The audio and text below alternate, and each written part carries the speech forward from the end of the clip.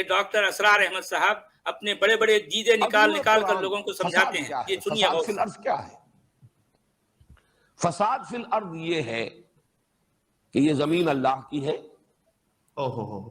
اللہ ہی اس کا حاکم حقیقی ہے، اللہ ہی کی مرضی کے مطابق یہاں انسان کو زندگی گزارنی چاہیے. یہ ہے اصل میں حق، یہ ہے امن. اس کے خلاف جو روش بھی ہے وہ فساد ہے، وہ بغاوت ہے. واہ واہ. ایک شخص خود بادشاہ بن کر بیٹھ گیا ہے، اپنی مرضی کا مالک. ایک شخص جو اپنی مرضی کا مالک ہے وہ بھی گویا کہ خدائی کا دعویٰ کر رہا ہے. وہ جو کہا مولانا روم نے کہ نفس ما ہم کم طرف فرعون نیست لیکن اورعون ایرعون نیست، میرا نفس بھی فرعون سے کم نہیں ہے. وہ خدائی کا وجود میرا ہے، اس پر میری مرضی چلے گی. مجھے یہ شے پسند ہے، میں نہیں جانتا یہ صحیح ہے یا غلط ہے، جائز ہے ناجائز ہے، میں اس سے بالکل کوئی تعلق نہیں. مجھے یہ شے ملنی چاہیے، میری یہ طلب ہے، یہ مطلوب ہے میرے. تو نفس ما ہم کم طرف فرعون نیست لیکن اورعون ایرعون نیست.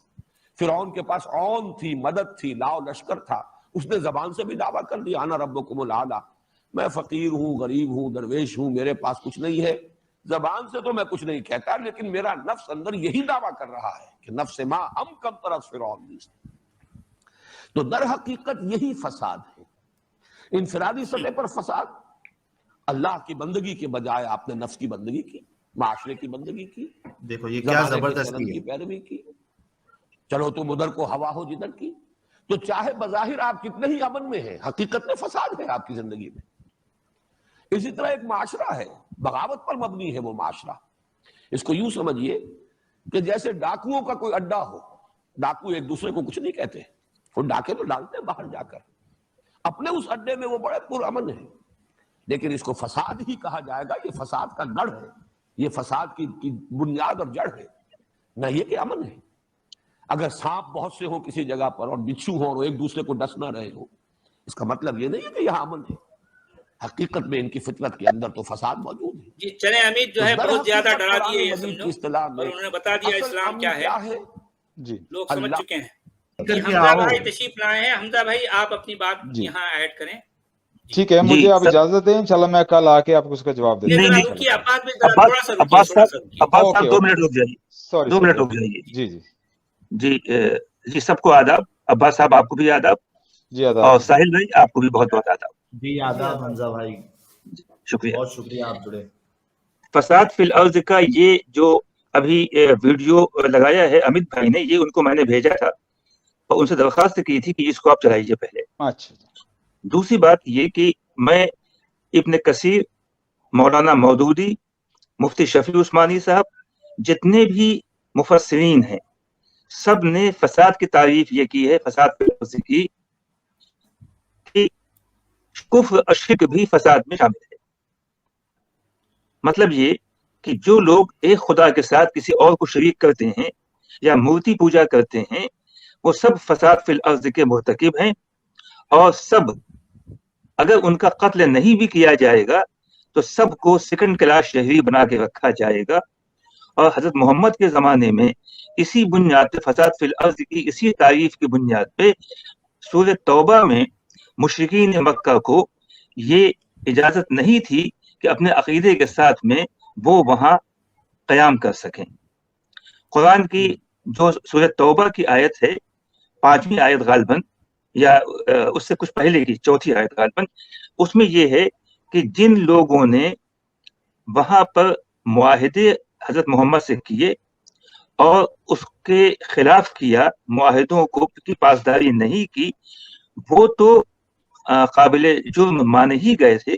لیکن اس میں ایک استثناء بھی ہے، وہ یہ ہے الا الذین عاہدتم من المشرکین، کہ البتہ وہ لوگ اس سے مستثنا ہیں جنہوں نے تمہارے وعدوں کی خلاف ورزی نہیں کی، تمہارے دشمنوں کی مدد بھی نہیں کی. ان کے ساتھ تمہارا جو معاہدہ ہوا ہے اس کی جتنی مدت بچی ہے، اس مدت کو مسلمانوں سے کہا گیا ہے کہ خالی اس کو پورا کر لو. لیکن ان کی وہ ختم ہونے کے بعد، اس مدت کے بعد، ان کو بھی چھوٹ نہیں دی گئی وہاں رہنے کی. اور 3 آپشن صرف دیے گئے، یا تو اسلام قبول کیا جائے، یا تو وہ اسلام، یا علاقہ یہاں سے چھوڑ کے چلے جائیں، ورنہ انہیں قتل کیا جائے گا. اور اسی پہ عمل کیا گیا. اس کے بعد خلافت راشدہ اور اس کے بعد بھی آگے تک اسی پہ عمل کیا گیا. تو فساد فی الارض کی تعریف بہت وسیع ہے. عباس بھائی کو میں مشورہ دیتا ہوں کہ وہ کھلے دل سے قرآن کے میں جا کر کے جہاں جہاں فساد فی الارض کا تذکرہ آیا ہے اس کو دوبارہ دیکھیں اور سمجھنے کی کوشش کریں کہ اصل میں فساد فی الارض کیا ہے اور دنیا میں فساد مچا کون رہا ہے.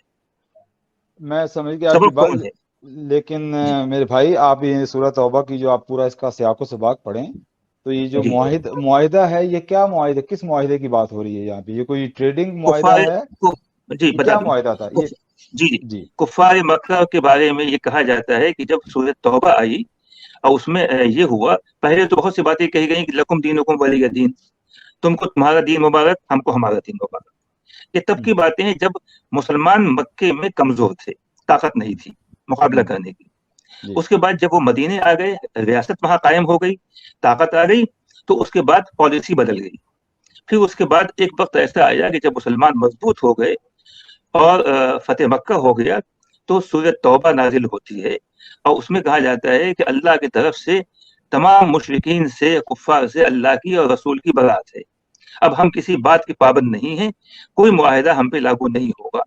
اور اس کی وجہ بھی یہ پیش کرتے ہیں علماء کرام کہ چونکہ کفار مکہ نے بار بار وعدے کیے، معاہدے کیے امن و امان کے، لیکن ان پہ قائم نہیں رہے، لہذا وہ قابل قتل تھے. لیکن قرآن کی غالباً 4تھی آیت ہے، آپ اس کو دیکھ لیجئے گا، جس میں ہے کہ الا الذین عاہدتم من المشرکین، کہ یہ جو اعلان کیا گیا ہے جنگ کا کفار مکہ سے، اس سے وہ لوگ البتہ مستثنا ہیں کہ جن سے تمہارا معاہدہ ہوا تھا امن کا، اور انہوں نے تمہارے معاہدے کے خلاف ورزی بھی نہیں کی، نہ تمہارے دشمنوں کی مدد کی. تو ان کو اس سے مستثنا رکھنا، ان پہ کوئی حملہ مت کرنا. کفار مکہ کو ٹائم دیا گیا تھا 4 مہینے کا، لیکن یہ 2 قبیلے تھے جن سے معاہدے ہوئے تھے اور ان کی مدت 9 مہینے کی باقی تھی. انہوں نے کوئی خلاف ورزی بھی نہیں کی تھی، نہ مسلمانوں کے دشمنوں کی مدد کی تھی، صرف مشرک تھے. تو ان کو اتنی چھوٹ دی گئی، اور ابن کثیر نے سب نے لکھا ہے، آپ اس کو جا کے دیکھ سکتے ہیں کہ ان کی اتنی ان کو مہلت دی گئی کہ ان کے ساتھ میں تمہارا جو معاہدے کی بچی ہوئی ہے مدت، تو 4 مہینے سے زیادہ بھی اگر ہے تو اس مدت کو پورا کر دو. اللہ ایسا کرنے والوں کا سے خوش ہوتا ہے. لیکن اس کے بعد سنیے، فَإِذَا انْسَلَخَ الْأَشْهُرُ الْحُرُمُ، پھر جب یہ حرمت کے مہینے ختم ہو جائیں اور ان والوں کی مدت بھی ختم ہو جائے، فَاقْتُلُوا الْمُشْرِكِينَ حَيْثُ وَجَدتُّمُوهُمْ فَخُذُوهُمْ وَاحْصُرُوهُمْ وَاقْعُدُوا لَهُمْ كُلَّ مَرْصَدٍ. پھر اس کے بعد ان کو قتل کرو، ان کے گھات میں بیٹھو، ان کا گھیرا بندی کرو جہاں بھی تم کو یہ ملیں. فَإِن تَابُوا، پھر اگر توبہ کر لیں، وَأَقَامُوا الصَّلَاةَ وَآتَوُا الزَّكَاةَ، نماز قائم کریں اور زکات دیں، پھر ان کو چھوڑ دو. یہ اسلام کی بالکل کلیئر پالیسی ہے، اس میں کوئی ابہام نہیں ہے، کوئی ویگنس نہیں. جی میں سن رہا ہوں. آواز غائب ہو گئی. ہلو ہلو، آ رہی آواز آ رہی ہے؟ ہلو جی، اس میں کہا گیا ہے جی، تو آخر میں جن لوگوں سے معاہدہ ہوا تھا لیکن انہوں نے خلاف ورزی نہیں بھی کی تھی، مسلمانوں اور دشمنوں کی مدد نہیں بھی کی تھی، ان کو بھی لپیٹے میں لیا گیا. اور پھر یہ کہا گیا کہ جب یہ مدت ختم ہو جائے 4 مہینے کفار مکہ کی جنہوں نے خلاف ورزی کی تھی، اور تقریباً 9 مہینے ان کی جن سے معاہدے ہوئے تھے خلاف ورزی نہیں کی تھی. اس کے بعد فَإِذَا انْسَلَخَ الْأَشْهُرُ الْحُرُمُ، پھر جب یہ مہینے ختم ہو جائیں، فَاقْتُلُوا الْمُشْرِكِينَ حَيْثُ وَجَدتُّمُوهُمْ، پھر مشرکین کو جہاں پاؤ ان کو قتل کرو، وَاحْصُرُوهُمْ، ان کی گھیرا بندی کرو، وَاقْعُدُوا لَهُمْ كُلَّ مَرْصَدٍ، اور ان کی طاق میں بیٹھو ہر جگہ پہ. فَإِن تَابُوا وَأَقَامُوا الصَّلَاةَ وَآتَوُا الزَّكَاةَ فَخَلُّوا سَبِيلَهُمْ. اب اس کے بعد اگر وہ توبہ کر لیں اور نماز ادا کریں اور زکات دیں، یعنی مسلمان بن جائیں، تب ان کو چھٹی ملے گی، تب ان کو تم چھوڑ سکتے ہو. تو اسلام کی بہت کلیئر پالیسی ہے، اس میں کوئی ابہام نہیں ہے، کوئی ویگنس نہیں ہے. اور جتنے بھی جو اپولوجسٹ نہیں ہیں، پکے مسلمان ہیں، ڈاکٹر اسرار صاحب ہوں، ابن کثیر ہوں، مولانا مودودی ہوں، ان سب نے بہت صاف صاف یہ باتیں لکھی ہیں. اب کے جو مسلمان اپولوجسٹ ہیں وہ 21ویں صدی کے مطابق اسلام کو بنا کے پیش کرنا چاہتے ہیں. ڈاکٹر جاوید غامدی جیسے لوگ وہ اس میں تمام جلیبیاں بناتے ہیں. اب آپ کی مرضی ہے، آپ جلیبیاں کھائیں یا حقیقت کو قبول کر لیں، یہ آپ کی مرضی ہے. اچھا مجھے نہیں کہنا حمزہ صاحب، بھائی میں ایک نقطہ جو ہے جو میرے ذہن میں رہتا ہے میں آپ سے شیئر کرنا چاہوں گا देखिए पूरे कुरान में कुफ्फार और मुशरिकीन को जनरलाइज किया गया है जी, यानी जहां कहीं कुफ्फार और मुशरिकीन के खिलाफ जिहाद और क़िताल का हुक्म है वहां जनरल बात की गई है, उक़्तुलुल मुशरिकीन या फिर जाहिदुल कुफ्फार वल मुनाफिकीन या अय्युहन नबिय्यु हर्रिदिल मुमिनीन अलल क़िताल के जहां जहां ऐसे अल्फाज आए हैं वो मुशरिकीन और काफिरों के लिए जनरल जो है वर्ड इस्तेमाल करता है कुरान का लिखने वाला। अच्छा आप थोड़ा गौर कीजिए कि मिसाल के तौर पर अब मैं यहाँ सिर्फ मिसाल के लिए जो है एक ये लफ्ज इस्तेमाल कर रहा हूँ सिर्फ समझने के लिए कि अगर अमेरिकन से जो है कोई मान लें अमेरिकन के जो है जो सोल्जर्स हैं उनसे जंग चल रही है किसी मुल्क की, ठीक है तो ठीक है जो सोल्जर्स हैं उनके खिलाफ उनको तो मारा जाए क्योंकि बाकायदा वो सोल्जर है, फौजी हैं। लेकिन अगर ये कहा जाए क्योंकि वो फौजी अमेरिकन है ना भाई, तो कहना क्या चाहिए जो सोल्जर्स अमेरिकन जो सोल्जर्स हैं उनको मारा जाए, उनको कत्ल किया जाए। असल हुक्म तो ये होना चाहिए ना। अगर हुक्म ये हो कि जहां कहीं अमेरिकन मिले उनको मारो, अब आप इस बारे में क्या कहेंगे? जी बिल्कुल ज्यादती हो, बिल्कुल ज्यादती और कुरान का यही हुक्म है जी। मुशरिकीन और काफिरों की जब बात करता है कुरान का लिखने वाला, ये मुशरिकों और काफिरों को जनरलाइज करता है।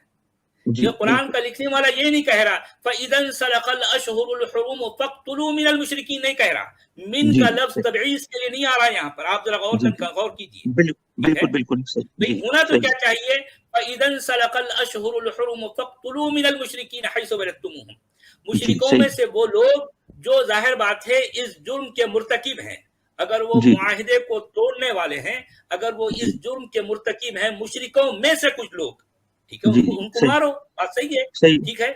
कुरान का लिखने वाला ये नहीं कह रहा, यहाँ तबईज़ का मिन नहीं इस्तेमाल करता, जहां जहां कत्ल का हुक्म देता है वहां तबईज़ का मिन नहीं आ रहा, ये मैंने ये देखा है। अगर किसी को नजर आता तो जो है मेरे सामने पेश करें, मैं उसकी बात जो है सुनने और समझने के लिए तैयार हूँ।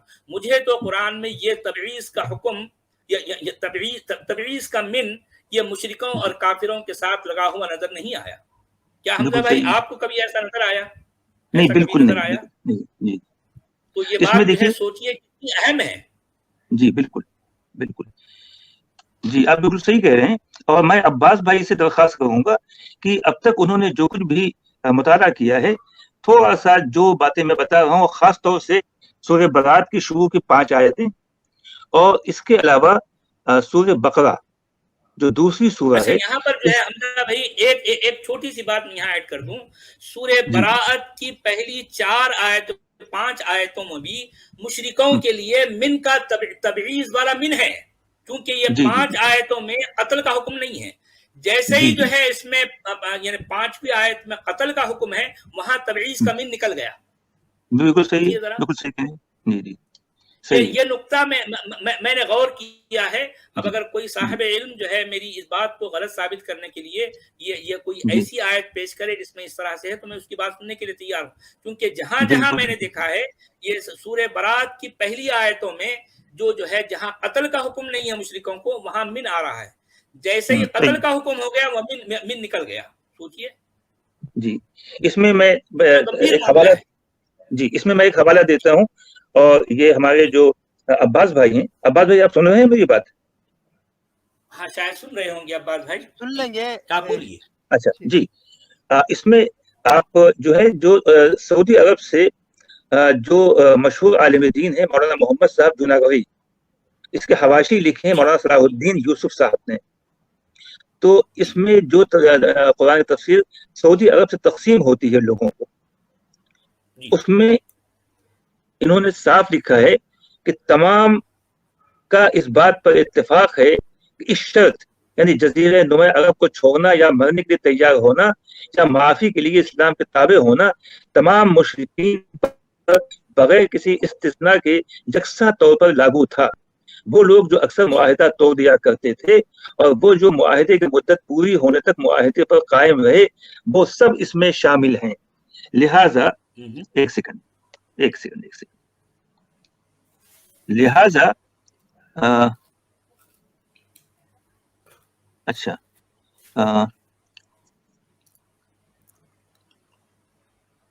شامل. لہذا یہ بات بالکل واضح ہے کہ لڑائی غدار دشمن کے خلاف نہیں تھی بلکہ کفر و شرک کے خلاف تھی.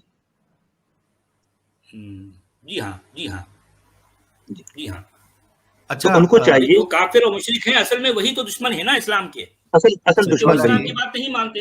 ہاں اسلام کی بات نہیں ماننے والے وہ جو ہے اصل دشمن ہے. جی جناب بولیے ساحل. ہاں سچوالا جی اور حمزہ صاحب، آپ دیکھیے سورہ توبہ کی جو سب سے پہلی آیت ہے اس میں اللہ کتنا اتاول کے لیے، ذرا وہ آیت پیش کرو امین. ہاں بہت اتاولا ہو رہا ہے. جی ہاں وہ کوئی پوائنٹ یہ نہیں دیکھ رہے کہ ہاں بیزاری ہے. سورہ توبہ 9 کی پہلی آیت. جی 9:1 سورہ توبہ کی پہلی آیت. جی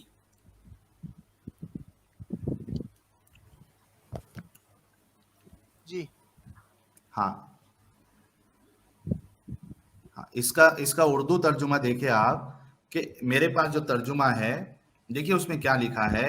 اے اہل اسلام، اب خدا اور اس کے رسول کی طرف سے مشرکوں سے جن سے تم نے عہد کر رکھا تھا بیزاری ہے اور جنگ کی تیاری ہے.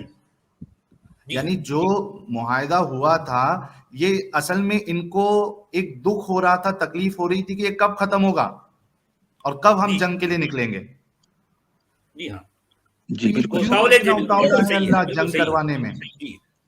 یہ بڑا پوائنٹ ہے جو لوگ جو ہے نا یہ دھیان نہیں دے رہے ہیں کہ کتنے اتاولے رہتے تھے محمد صاحب اور اللہ جنگ کرنے کے لیے، کہ جو ایک ٹریٹی ہوئی ہے وہ ختم ہونے تک بھی ان کو انتظار نہیں ہے، بیزاری ہو رہی ہے. جی بالکل صحیح. تو عباس صاحب سے میری گزارش ہے کہ وہ سورہ برات کو ایک بار دیکھیں اور سورہ بقرہ جو دوسری سورہ ہے اس کی آیت نمبر 193 193 دونوں کی تشریح دیکھ لیں. مودودی صاحب کی، ڈاکٹر جاوید احمد غامدی صاحب کی، مولانا وحید الدین خان صاحب کی، مولانا محمد صاحب جوناگڑھی کی اور ابن کثیر کی. اس کے بعد وہ شاید زیادہ صحیح موقف اختیار کرنے کے قابل ہو سکیں گے. ہاں اصل میں عباس بھائی اور اس طرح کے جتنے بھی مومنین کرام ہیں ان سب سے میری یہ ریکویسٹ ہے کہ دیکھیں بھائی، جب آپ قرآن کا مطالعہ کریں گے تو آپ اپنے ذہن کو بالکل نیوٹرل رکھیں. اپنے جو پیش رو ان کے جو علماء ہیں ان کے اوپر تکیہ نہ کریں. انہوں نے چونکہ کہہ دیا تو بات صحیح ہوگی، نہیں، آپ اپنی عقل اپنی سمجھ کی بنیاد پر ان آیتوں کو سمجھنے کی کوشش کریں. یہ میری آپ سے درخواست ہے، تبھی تو آپ سمجھ پائیں گے نا. ورنہ تو آپ ظاہر بات ہے ایمان کا سلسلہ جیسا پہلے چل رہا تھا آج بھی چلتا رہے گا. چینج کیسے آئے گا؟ آپ خود اپنے طور پر جو ہے اپنی بنیاد پر کیسے سوچنے والے بنیں گے؟ یہ تو آپ ان لوگوں کی سوچ کو لے کے چل رہے ہو جو آپ سے پیش رو ہیں. آپ کے مفتیوں نے، آپ کے علماء نے آپ کو جو بتا دیا آپ اسی بات کو پتھر کی لکیر سمجھ کر آگے لے کے چل رہے ہو. یہ تو غلط ہے. بالکل یہ اسی کے خلاف تو ہم بات کیا کر رہے ہیں نا بھائی. آپ خود سوچنے والے بنے، آپ خود سوچنے والے بنے. جی بالکل صحیح. بس مجھے ایک ہی یہی بات پیش کرنی تھی.